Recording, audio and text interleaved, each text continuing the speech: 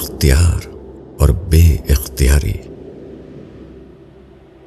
مشہور سائنسدان آئنسٹائن نے طبیعیاتی دنیا کے اصول کو ایک لفظ میں اس طرح بیان کیا ہے: توانائی نہ پیدا کی جا سکتی ہے اور نہ ختم کی جا سکتی ہے۔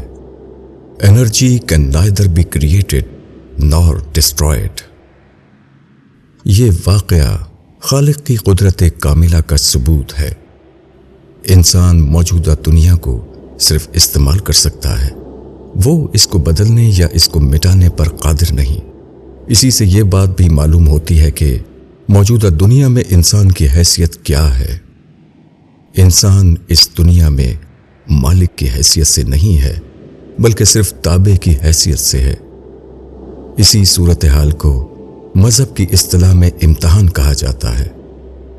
انسان اس دنیا میں صرف اس لیے آتا ہے تاکہ وہ محدود مدت میں یہاں رہ کر اپنے امتحان کا پرچہ پورا کرے۔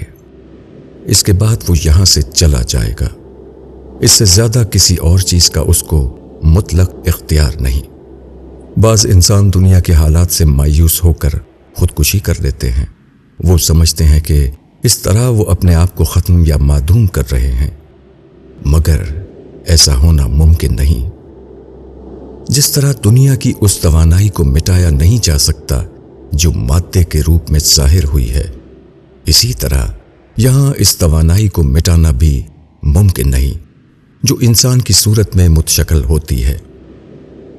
انسان کے اختیار میں خودکشی ہے، مگر انسان کے اختیار میں معدومیت نہیں۔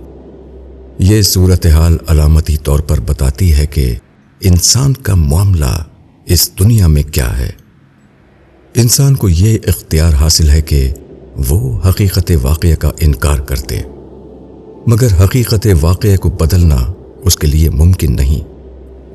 انسان کو یہ اختیار ہے کہ وہ سرکشی کرے، مگر سرکشی کے انجام سے اپنے آپ کو بچانا اس کے لیے ممکن نہیں۔ انسان کو اختیار ہے کہ وہ اخلاقی پابندی کو قبول نہ کرے، مگر اخلاق کی مطلوبیت کو کائنات سے حذف کرنا اس کے لیے ممکن نہیں۔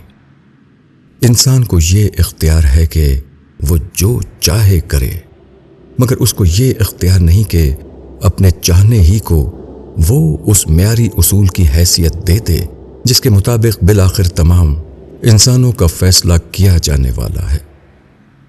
انسان اس دنیا میں آزاد ہے، مگر اس کی آزادی محدود ہے، نہ کہ لامحدود۔ مولانا وحید الدین خان۔